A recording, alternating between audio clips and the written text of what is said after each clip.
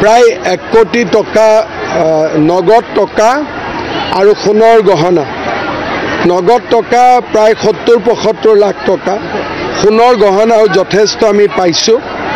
আৰু এই বিষয়াগৰাকীয়ে বৰপেটাত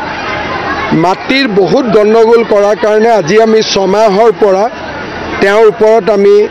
গোপনে ইনকুৱাৰী কৰি আছিলোঁ যোৱাকালি ৰাতি তেওঁ এটা টুৰিষ্ট লজত আছিলে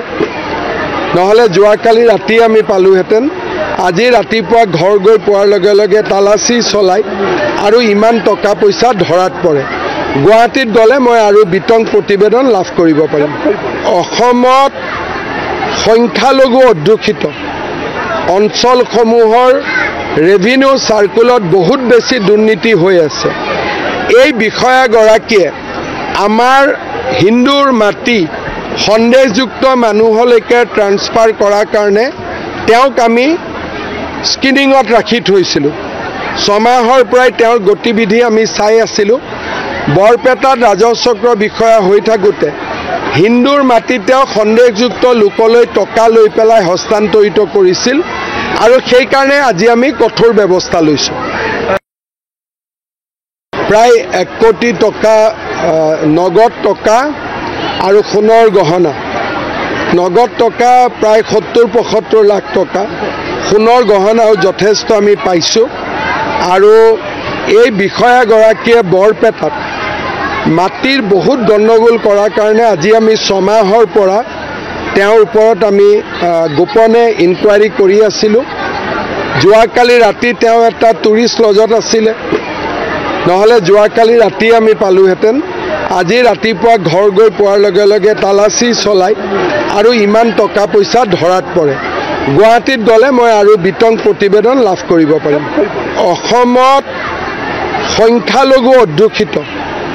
অঞ্চলসমূহৰ ৰেভিনিউ সাৰ্কুলত বহুত বেছি দুৰ্নীতি হৈ আছে এই বিষয়াগৰাকীয়ে আমাৰ হিন্দুৰ মাটি সন্দেহযুক্ত মানুহলৈকে ট্ৰান্সফাৰ কৰাৰ কাৰণে তেওঁক আমি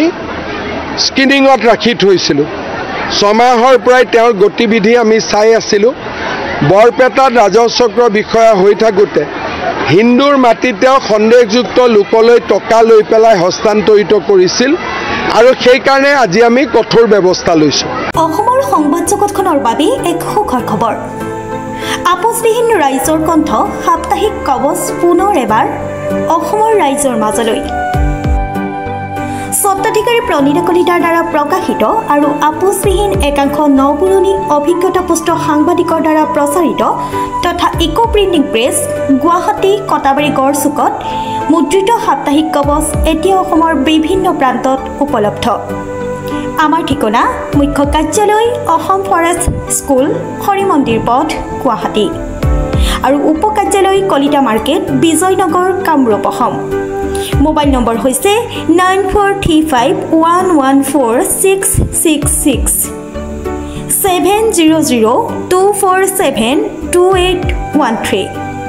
আমাৰ ইমেইল আইডি হৈছে kobos2025@gmail.com